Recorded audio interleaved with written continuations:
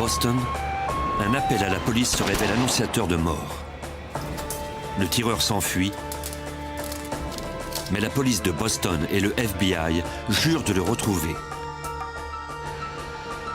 En tentant de découvrir son identité, ils avancent sur une route parsemée de complices, de noms d'emprunts et de périls insoupçonnés. Ils feront tout pour faire payer le coupable de cette violente attaque contre la loi.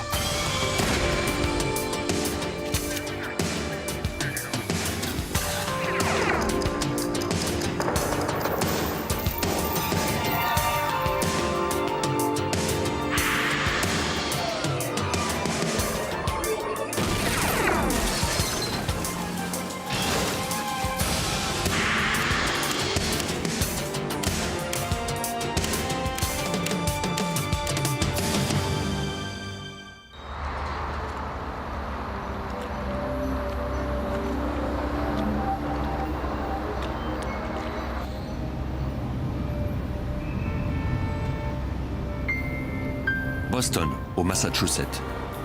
Le quartier de Back Bay est cossu et l'on n'y est guère habitué aux crimes violents. À minuit 30, le 2 octobre 1987, dans un immeuble du quartier, Meredith Falcone et son cousin se disputaient âprement. Il l'avait menacée et elle tentait de le convaincre de partir.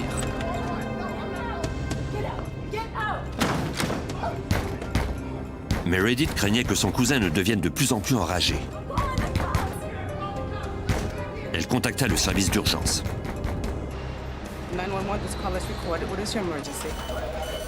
La répartitrice dépêcha 2 voitures de patrouille sur les lieux. En quelques minutes, la première voiture arriva à l'immeuble. C'était pratiquement une opération de routine pour les agents George Torres et Chris Rogers.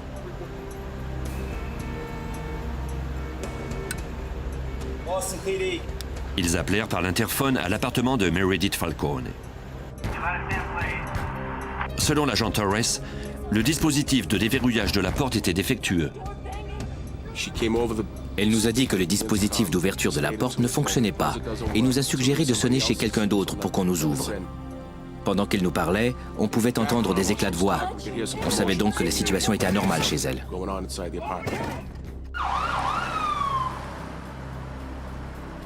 C'est alors que les 2 autres policiers, William Kennedy et Roy Sergey, arrivèrent sur les lieux. Jusque-là, aucun des locataires n'avait répondu à leur appel. Les agents décidèrent de se partager l'opération. On a suivi la procédure normale, c'est-à-dire que 2 d'entre nous sont partis vers l'arrière de l'immeuble et 2 autres sont restés à l'avant. C'est l'agent Rogers et moi-même qui sommes allés à l'arrière. Les 2 hommes se mirent à la recherche d'une autre façon d'entrer dans l'immeuble.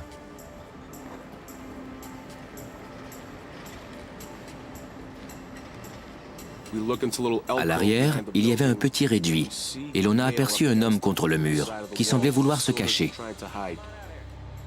Peut-être était-ce le cousin dont s'était plainte la jeune femme qui avait appelé. Je lui ai demandé de s'avancer vers moi.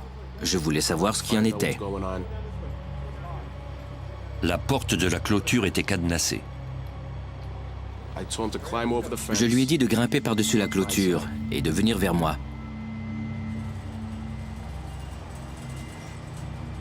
Mais en mettant le pied par terre, il a voulu prendre la fuite. Je l'ai alors saisi, je lui ai ordonné de ne pas bouger et j'ai commencé à vérifier s'il était armé. Dès que j'ai mis les mains sur ses épaules, il m'a poussé. Mon instinct me disait qu'il avait un pistolet. Torres fut atteint. L'homme continua de tirer sur l'agent Rogers. Ensuite, il prit Torres en chasse. Rogers ne parvenait pas à bien viser le suspect. C'est alors que Kennedy et Sergey rejoignirent leurs collègues.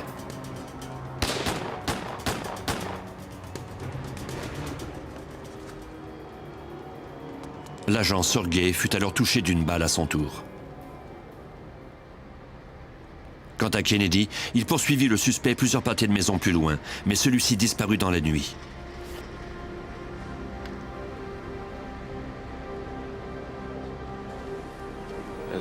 En me penchant au-dessus de mon collègue, j'ai remarqué que je saignais du bras gauche et du côté gauche de la poitrine. Je savais que j'avais été atteint de plusieurs balles. Rogers demanda des renforts et des ambulanciers.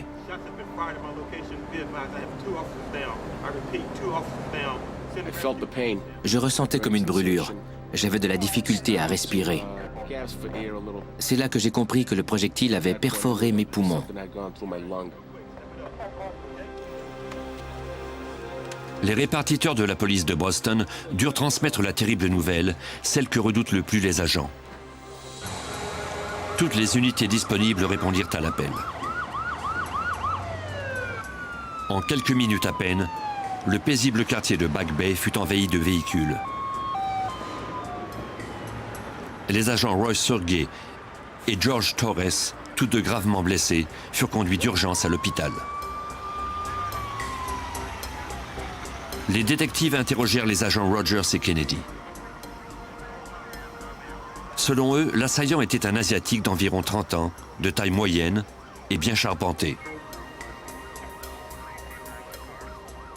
Cette description du tireur ne concordait pas avec celle du cousin de Meredith Falcone, l'homme qui s'était disputé avec elle. L'agent Kennedy, un tireur d'élite, était persuadé qu'il avait atteint le fugitif. On ne trouva toutefois aucune trace de sang. Les agents touchés avaient 3 blessures chacun, dont une à la poitrine qui mettait la vie de l'un d'eux en danger. Ils perdaient beaucoup de sang. Le personnel médical stabilisa leur état le plus rapidement possible avant de les opérer. Les experts en scène de crime passèrent la scène de la fusillade au peigne fin. Il y avait de nombreuses douilles, des fragments de projectiles et du sang. En notant soigneusement l'emplacement de tous ces indices, on pourrait reconstituer la séquence des événements. À quelques pâtés de maison de là, on trouva un chargeur de munitions provenant vraisemblablement du pistolet du tireur. C'était le chargeur d'un Sig Sauer semi-automatique de 9 mm. Il était vide. Le sergent détective James Fong du poste D14 de Boston fut nommé enquêteur en chef.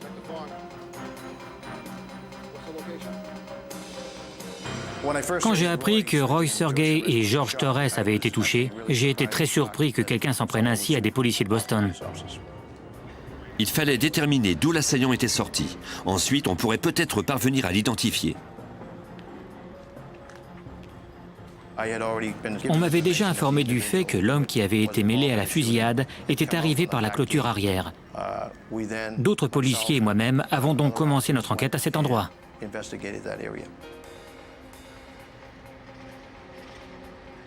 À l'intérieur de la zone clôturée, ils remarquèrent un gros appareil d'air conditionné. En l'examinant de plus près, Fong vit des traces de pas sur le dessus de l'appareil. Les traces de pas qu'on a trouvées sur les lieux corroboraient la description des événements des policiers George Torres et Christopher Rogers. Juste au-dessus de l'appareil se trouvait la fenêtre du couloir du 3e étage. J'en ai déduit que les traces de chaussures sur l'appareil avaient été laissées là par l'individu lorsqu'il avait sauté de la fenêtre du 3e étage. Cela indiquait qu'il y avait un lien quelconque entre l'individu et l'immeuble. Les détectives décidèrent d'interroger les 60 personnes qui y habitaient.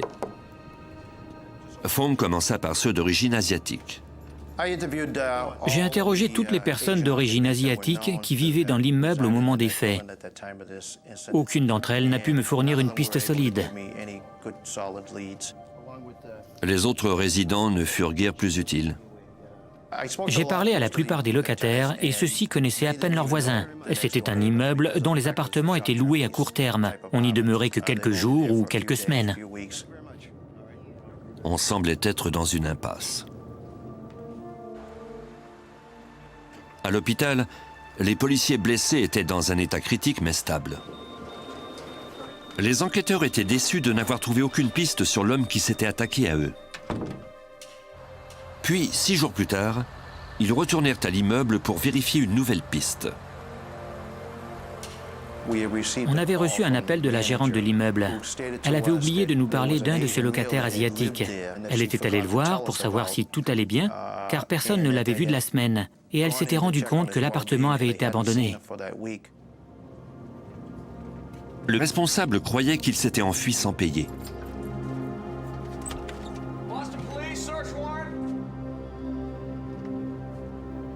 Le locataire en question s'appelait Mark Taylor. Sa description correspondait à celle du tireur.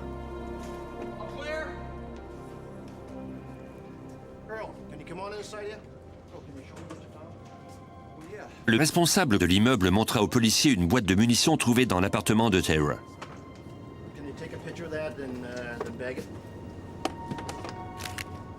Des techniciens recueillirent les projectiles en notant qu'ils étaient d'un calibre de 9 mm, soit le même calibre que les projectiles trouvés sur la scène. Au labo, on les comparerait plus tard à ceux de la fusillade. Le détective Fong remarqua alors qu'un carreau du plafond avait été déplacé. Il y jeta un coup d'œil de plus près. Il lui apparut évident que quelqu'un avait caché quelque chose à cet endroit. L'appartement était dépouillé et propre, comme si son locataire avait fait partie de l'armée ou qu'il avait déjà été incarcéré. Les techniciens examinèrent attentivement les lieux à la recherche d'indices additionnels. On a trouvé plusieurs choses, des vêtements, des effets personnels, des munitions, des empreintes digitales et des échantillons de cheveux. Mais rien n'indiquait où Taylor était allé.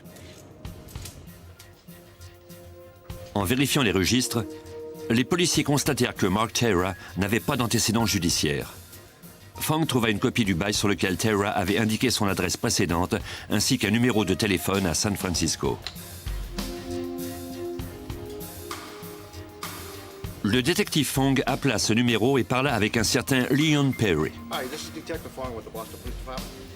Ce dernier semblait réticent à parler. Il déclara qu'il ne connaissait pas Taylor. Le comportement de Perry était suspect, mais les policiers ne disposaient de rien qui eût pu le relier à la fusillade.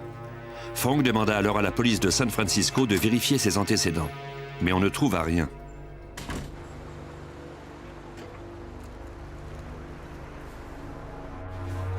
La police de Boston reçut alors une copie du permis de conduire de Mark Taylor émis en Californie.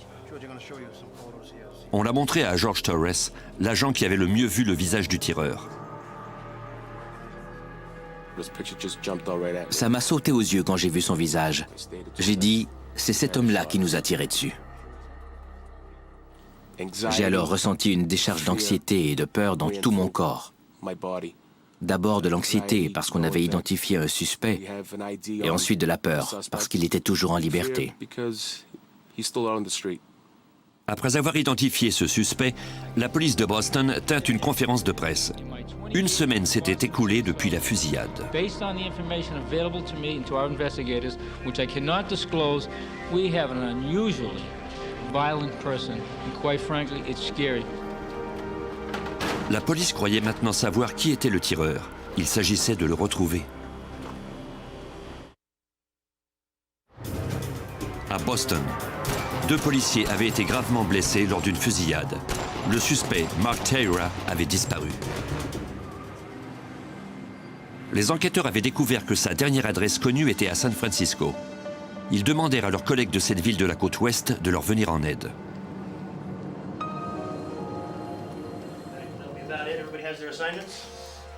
Ils leur firent parvenir des affiches avec la photo de Taylor et leur demandèrent d'être attentifs, car le suspect pouvait bien retourner en Californie.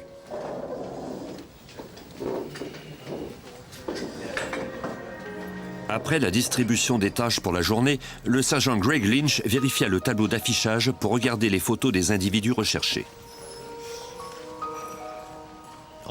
Sur le tableau d'affichage, j'ai vu la photo d'un suspect qui avait tiré sur 2 policiers de Boston. Je savais que j'avais déjà vu ce visage, mais je ne pouvais pas dire où. Puis, le sergent Lynch se rappela un incident survenu 6 semaines plus tôt lors d'un congé. En août, cette même année, il sortait d'un cinéma avec une amie quand il avait aperçu un homme armé d'un pistolet. J'ai d'abord cru que c'était un policier, mais en le regardant mieux, j'ai eu le sentiment que ce n'était pas le cas, surtout quand il s'est retourné et m'a dévisagé. Le feu a viré au vert et il a traversé la rue. J'ai demandé à mon ami d'appeler le service d'urgence pour dire aux policiers qui j'étais, où je me trouvais, et de leur dire aussi qu'on avait aperçu un homme armé.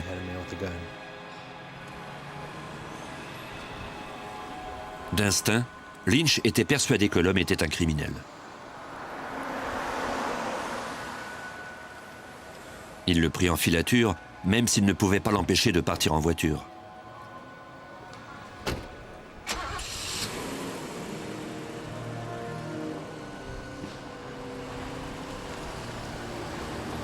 Il eut toutefois le temps de noter le numéro de sa plaque d'immatriculation émise au Texas.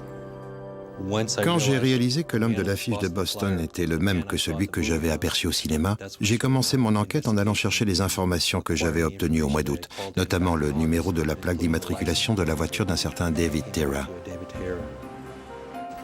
Même si le suspect s'était fait appeler Mark à Boston, c'était le même homme. Il n'avait pas de casier judiciaire et sa voiture était enregistrée à une boîte postale de Brownsville au Texas. Lynch envoya ces informations aux policiers de Boston. De leur côté, ceux-ci contactèrent les autorités de Brownsville sans attendre et leur demandèrent de l'aide. Un détective du service de police de cette ville fit des vérifications auprès du service postal et obtint l'adresse civique du suspect. Il se rendit ensuite à l'immeuble où il demeurait.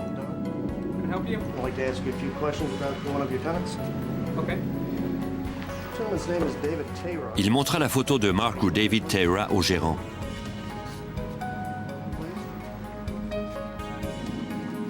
Celui-ci le reconnut, mais il ne le connaissait sous aucun de ses noms. Selon lui, il s'agissait de Ted Otsuki, qui avait quitté son appartement définitivement quelques mois plus tôt. Le gérant ignorait où il se trouvait.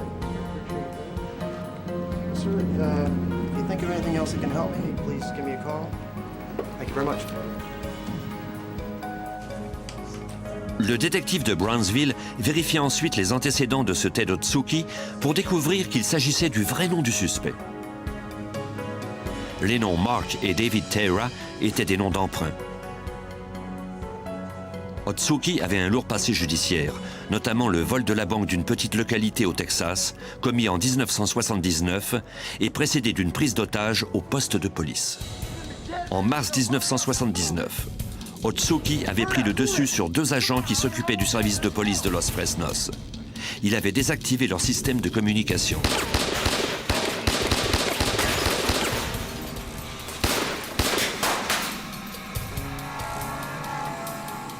Ensuite, il avait traversé la rue et volé $70 000 à la banque.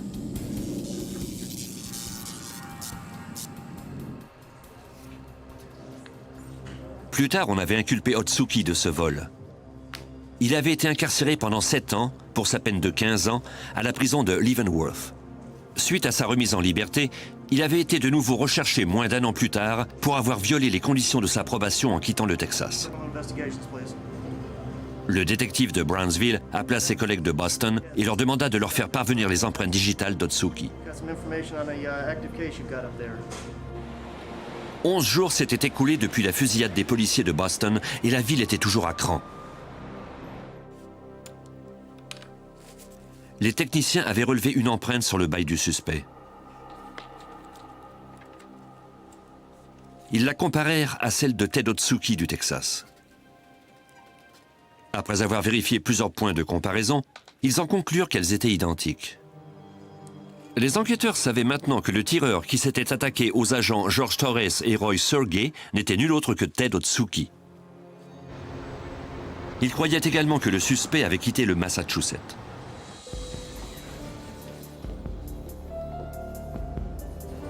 Le service de police de Boston demanda alors l'aide du FBI. L'affaire fut assignée à l'agent spécial Jay Fallon du bureau de Boston. On se doutait bien qu'il avait fui l'État pour éviter d'être arrêté. Le FBI a donc pu obtenir un mandat d'arrêt contre lui pour ces raisons. Les agents retrouvèrent la trace d'un complice d'Otsuki dans la région et le convainquirent de collaborer avec eux. Celui-ci déclara qu'il avait entendu dire que le suspect était venu à Boston pour préparer un vol de banque. On avait des raisons de croire que Ted Otsuki était venu à Boston pour se trouver des complices. Il comptait élaborer un plan avec eux, selon lequel ils enlèveraient un directeur de banque. Il semblait bien que la fusillade des policiers n'avait rien à voir avec tout cela. C'était une erreur de calcul. Les enquêteurs croyaient que le soir de cette fusillade, Ted Otsuki était dans son appartement. La police de Boston arriva alors à l'immeuble en réponse à l'appel d'une femme en détresse.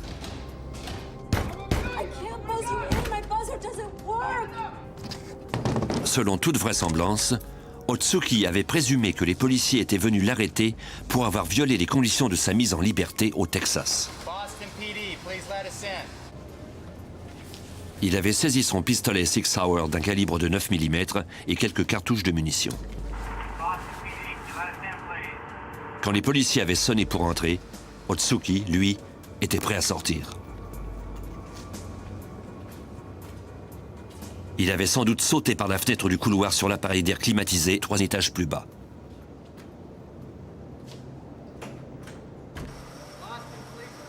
Quelques secondes plus tard, la fusillade avait commencé.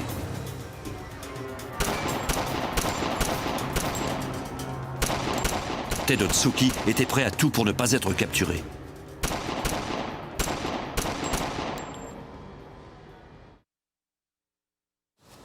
En 1987, la police de Boston et le FBI étaient à la recherche de Ted Otsuki, recherché pour avoir fait feu sur 2 agents de police. L'agent spécial Jeff Allen tenta de restreindre le champ des recherches en prévoyant les déplacements du fugitif. Un des principes les plus élémentaires dans ce type d'enquête consiste à identifier les amis et la famille du suspect ainsi que ses complices. Tout cela afin de se faire une meilleure idée de ce qu'il aime et de ce qu'il n'aime pas et de déterminer où il pourrait se trouver. Les agents contactèrent Leon Perry à San Francisco, qui croyait-il était un complice du suspect, mais celui-ci déclara qu'il ne connaissait pas le fugitif.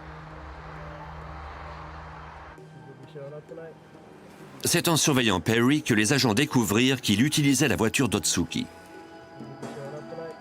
Ils ne virent toutefois pas ce dernier. Des recherches dans la base de données du FBI leur permirent de découvrir que Leon Perry avait passé du temps avec Otsuki à la prison de Leavenworth. Mis devant les faits, Perry finit par admettre qu'il connaissait le suspect, mais il ajouta qu'il ne lui avait pas parlé depuis plusieurs mois et qu'il n'avait pas la moindre idée de l'endroit où il se trouvait. On ne disposait pas d'un doute raisonnable pour l'arrêter, mais on remorqua la voiture d'Otsuki à la fourrière et l'on continua de surveiller Perry. Lors de la fouille de son appartement, on ne trouva aucune trace du fugitif.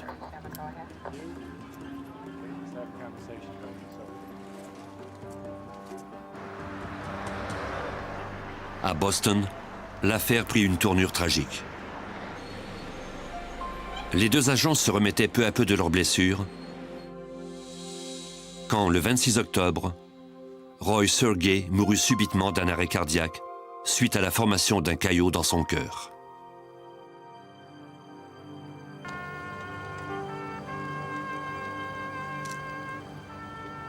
Voici le sergent détective James Fong. Je me suis alors engagé personnellement à retrouver l'individu qui avait tiré sur Roy Sergey et causé sa mort.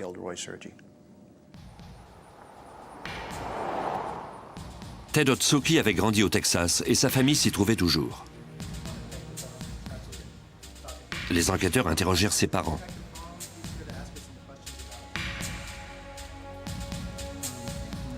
Ceux-ci furent ébranlés en apprenant de quoi on accusait Otsuki et ils ajoutèrent qu'ils ne l'avaient pas vu ni eu de ses nouvelles depuis plusieurs mois. Ils ignoraient où il se trouvait.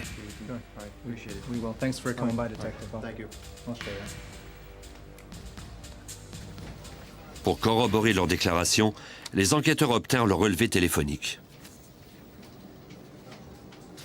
Ils découvrirent alors que plusieurs appels avaient été faits de chez eux à l'ancien colocataire d'Otsuki, Leon Perry, à San Francisco. Les relevés indiquaient également qu'on avait appelé un autre repris de justice qui avait fait des vols de banque au Minnesota. Le FBI le fit convoquer et celui-ci accepta de devenir informateur pour les agents.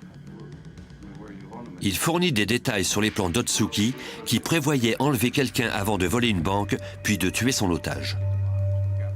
Selon lui, Otsuki avait demandé à des complices de fabriquer une bombe télécommandée qui serait placée dans un attaché-case et que l'on attacherait avec des menottes aux poignets des responsables de la banque.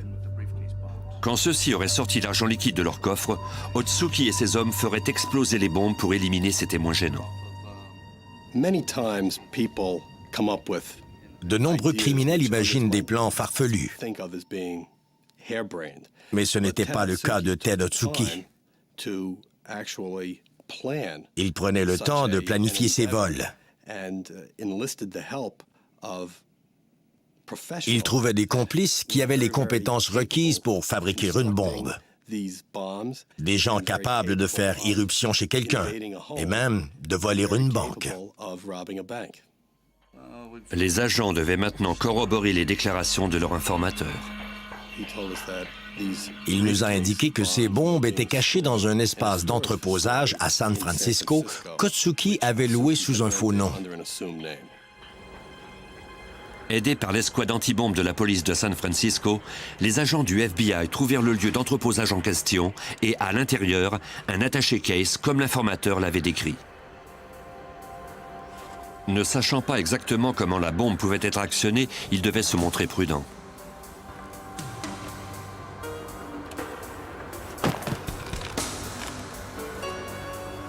Les experts emmenèrent l'attaché-case à une bonne distance de l'entreprise d'entreposage. Ensuite, ils attachèrent à la mallette un dispositif qui devait permettre de l'ouvrir sans faire détonner la bombe à l'intérieur.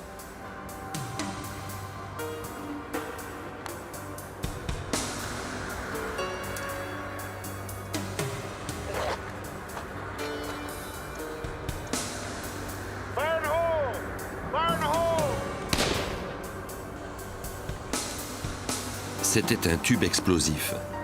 Un dispositif improvisé rempli de poudre explosive sous pression. En présence d'une étincelle, la poudre brûle avec une telle intensité qu'elle fait exploser le tube, envoyant des éclats dans toutes les directions. Pour la désactiver, les experts devaient ouvrir le tube, ce qui enlèverait la pression.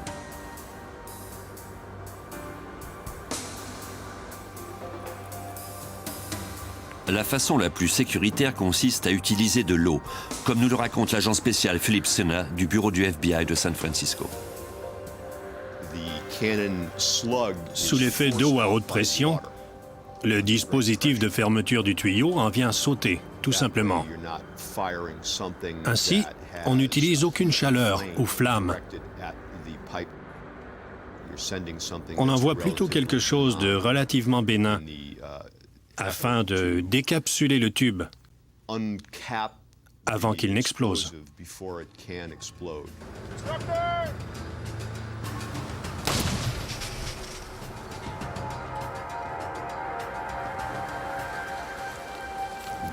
Cette bombe était bien faite, très sophistiquée. Elle pouvait être télécommandée. On m'a dit que ce dispositif pouvait tuer quelqu'un dans une aire de 3 ou 4 mètres. Mais à l'intérieur de cette aire restreinte, elle était dévastatrice. On trouva plus tard une autre bombe qu'on désactiva. Ces indices furent recueillis pour être examinés au labo. L'agent spécial Fallon voulait savoir si Leon Perry, l'ancien colocataire d'Otsuki à San Francisco, connaissait l'existence de ces bombes. Après qu'on eut trouvé les bombes, on a interrogé Perry de nouveau. Celui-ci nous a dit qu'il ignorait l'existence de ces bombes et qu'il nous l'aurait certainement dit s'il l'avait su. On a alors envoyé ces bombes et les matériaux ayant servi à leur fabrication au labo. Et les experts ont trouvé l'empreinte de Perry sur les boîtes qui contenaient les bombes. Ainsi donc, Perry ne coopérait pas du tout avec nous comme il aurait pu ou comme il aurait dû le faire. On a donc décidé d'annuler sa libération conditionnelle et de le remettre en prison. Depuis le début, les enquêteurs soupçonnaient Perry de collaborer activement avec Otsuki. Maintenant, ils en avaient la preuve. À moins qu'il n'accepte de coopérer avec la police, Perry risquait de se retrouver en prison pour 20 ans. L'agent spécial Sena espérait le faire parler. On avait assez de preuves établissant qu'il était un complice d'Otsuki et du fait qu'il avait violé les conditions de sa liberté conditionnelle pour pouvoir exercer de la pression sur lui. Il était plutôt confortable en prison et pour lui, la perspective d'y retourner n'était pas le pire scénario envisageable. Le premier jour, on a parlé pendant une quinzaine d'heures et cela s'est prolongé pendant une semaine, parfois 12, 14 heures par jour. Il y avait de quoi avoir mal à la tête.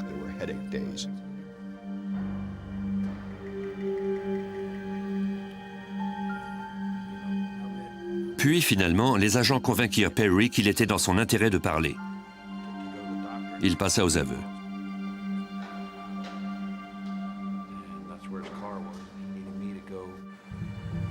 Selon lui, le lendemain de la fusillade de Boston, il avait reçu un appel à San Francisco. Il nous a dit que Ted l'avait appelé pour lui dire qu'il avait eu des problèmes à Boston. Otsuki lui confia qu'il avait fait feu sur 2 policiers et qu'il avait lui-même été touché. Selon Perry, il l'appelait de l'aéroport de Dayton en Ohio. Otsuki avait ajouté qu'il devait se rendre au Texas où il pourrait se faire discrètement soigner pour ses blessures de projectiles. Il avait laissé à l'aéroport de Dayton sa voiture et l'arme dont il s'était servi lors de la fusillade. Il demanda à Perry d'aller les chercher en Ohio. Perry accepta. Otsuki a envoyé les clés de la voiture et le ticket de stationnement par courrier express.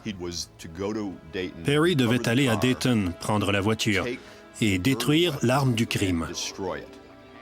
Ensuite, il devait ramener la voiture à San Francisco, la vider de ce qu'elle contenait et tout cacher. Perry trouva la voiture comme Otsuki le lui avait dit. À l'intérieur, il y avait un pistolet Sig Sauer de 9 mm. L'arme du crime était un pistolet de grande qualité. Il était réticent à détruire une arme comme celle-là. Il a plutôt décidé de la donner à son père. Perry se rendit chez ses parents au Missouri et y laissa l'arme. J'ai appelé son père et lui ai parlé. Je lui ai assuré que son fils n'avait rien fait de répréhensible. Je lui ai ensuite demandé s'il avait toujours le pistolet en sa possession et il m'a dit que oui. Les agents du Missouri allèrent chercher le Sig Sauer. Des analyses balistiques confirmèrent que c'était bien l'arme ayant servi à tirer les balles meurtrières. On a trouvé les empreintes digitales d'Otsuki sur une des balles dans l'arme. Non seulement disposions-nous de l'arme qui avait servi à faire feu sur les policiers, mais nous avions également les empreintes d'Otsuki sur un des projectiles de cette arme. Avec ces indices qui montraient qu'Otsuki était impliqué dans le meurtre de Roy Sergey et la fabrication de bombes mortelles, le FBI put mettre son nom sur la liste des 10 fugitifs les plus recherchés au pays. Mais ce dangereux criminel était en cavale depuis 4 mois et il pouvait maintenant se trouver n'importe où.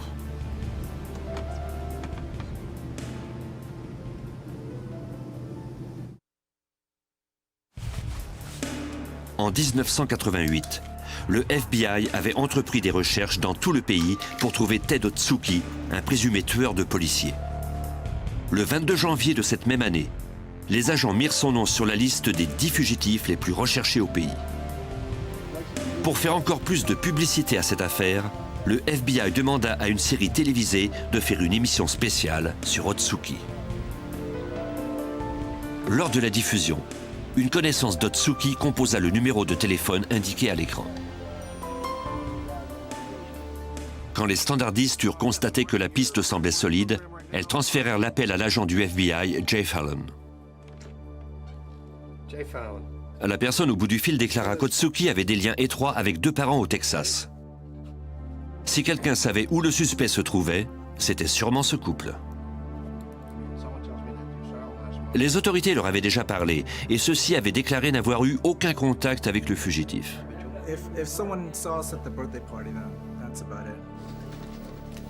Mais en vérifiant les relevés de leur ligne téléphonique, on découvrit qu'ils avaient reçu plusieurs appels de Guadalajara au Mexique où d'autres parents du suspect vivaient. Otsuki pouvait être parti à cet endroit. Les recherches s'étendirent donc au Mexique. Les agents du FBI dans les pays étrangers sont des attachés juridiques. À Mexico, l'attaché juridique et agent spécial du FBI, Stephen Walker, prit l'affaire en charge. Le FBI n'a aucune autorité légale pour mener une enquête dans un autre pays selon les lois de ce pays. On doit donc solliciter la coopération du gouvernement. Il faut établir des liens officiels. Il faut demander que le pays hôte affecte ses services de police aux tâches du FBI.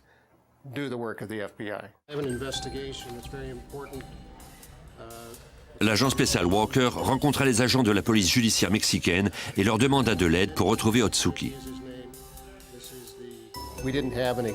On n'avait pas une adresse précise à Guadalajara, mais nous avions des numéros de téléphone suspects dans cette ville. Lors de l'enquête menée à ce moment-là, nous n'avons pas pu trouver les parents d'Otsuki. L'agent Fallon espérait que l'ex-colocataire d'Otsuki, Leon Perry, les aiderait de nouveau. Après lui avoir offert d'éliminer les accusations contre lui pour la fabrication des bombes, les agents le convainquirent de porter un micro. On a mis au point un plan, selon lequel Perry parlerait aux membres de la famille de Ted Otsuki. On espérait ainsi que Perry ferait dire aux membres de la famille où le fugitif se trouvait.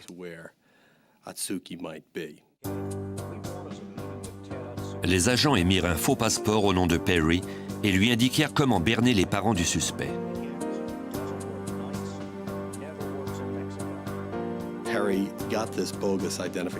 Avec ces nouvelles fausses pièces d'identité, Perry devait, selon ce scénario, disparaître. Telle était l'histoire qu'il allait raconter à la famille du suspect.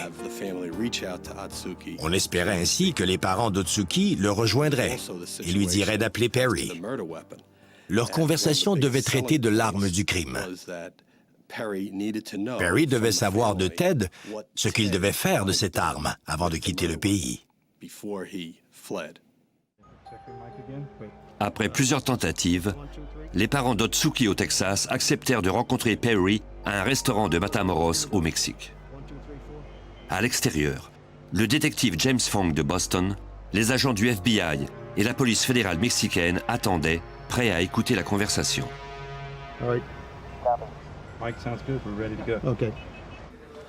D'autres agents se trouvaient à l'intérieur. Peu de temps avant l'arrivée de Perry, un agent et moi sommes entrés dans le restaurant. Nous nous sommes assis afin de surveiller la situation.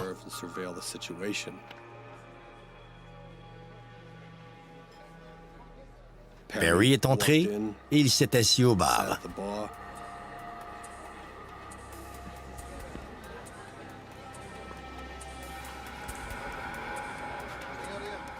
Ils n'eurent pas à attendre longtemps l'arrivée des parents d'Otsuki.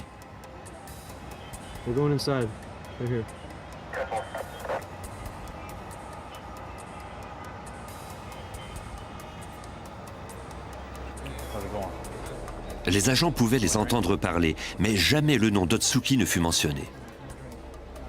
Après quelques minutes, un des parents d'Otsuki déclara qu'il devait partir.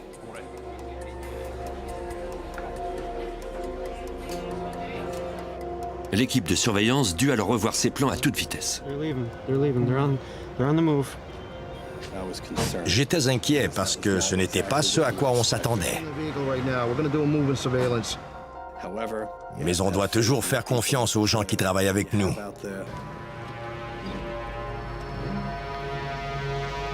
Les équipes de surveillance devaient rester proches pour ne pas perdre le signal du microphone de leur informateur Leon Perry. Hey, listen, I need to meet with Ted. I need to talk with Ted. It's gonna be tough, I'm telling you. Well, where is he? He's not anywhere around here. If he wants me to take care of the things he wants me to take care of, I'm gonna have to meet with him. And I can't tell. I don't know how else to tell you that. I tell you what. Finalement, les parents lui dirent qu'ils allaient appeler Otsuki devant lui. My wife has a number. I think what we can do is to head over to the bus station. The bus station. They've got phones there. Oh, okay. And they may be able to Help us Well, do you connect think- to him. Okay. Well, do you think he'll meet with me after we talk to him? He's- I don't. He's not going to meet with you. He might talk to you over the phone, but that's about it. La gare routière de la ville de Matamoros se trouve à seulement quelques kilomètres de la frontière du Texas. Les enquêteurs surveillèrent les parents alors qu'ils faisaient un appel interurbain à partir du téléphone public.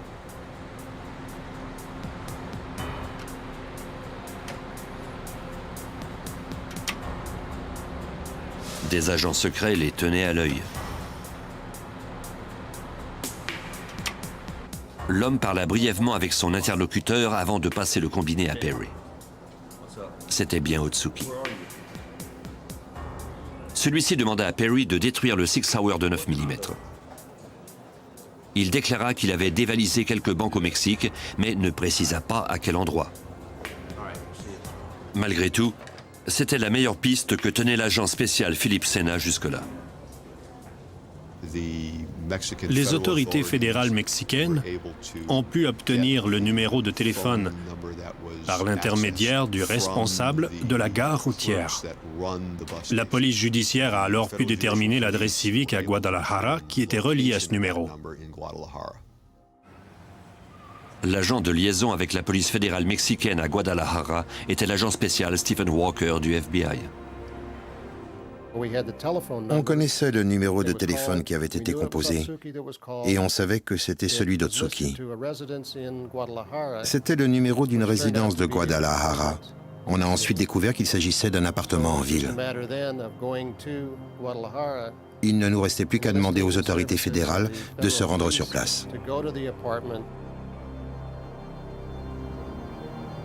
Des équipes d'agents surveillèrent l'immeuble, mais ne virent aucun signe d'Otsuki. Nous étions près du but, mais l'affaire n'était pas encore dans le sac. D'une certaine façon, c'était plus pénible que d'ignorer où il se trouvait, parce que maintenant, nous savions où il était, et nous voulions désespérément l'arrêter, même si rien ne nous garantissait qu'on y parviendrait.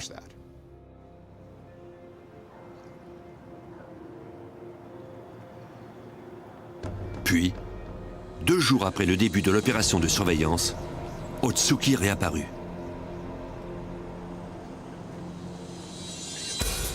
Les policiers passèrent à l'action.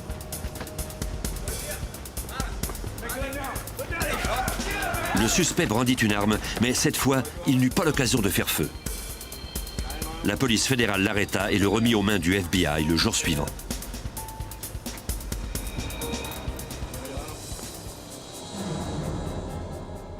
Ted Otsuki a été trouvé coupable de la tentative de meurtre de George Torres et du meurtre au premier degré de Roy Sergey.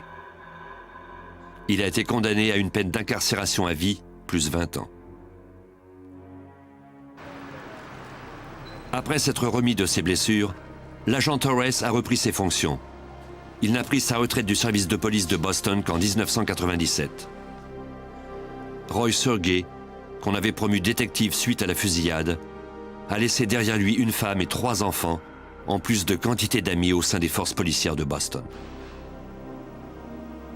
La salle communautaire du poste de police D14 de Boston a été dédiée à sa mémoire.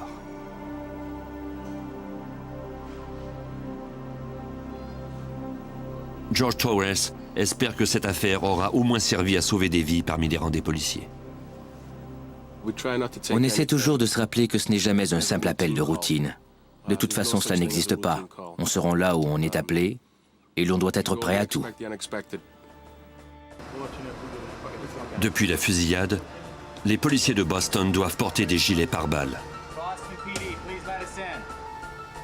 De plus, on a remplacé leurs revolvers par des pistolets semi-automatiques.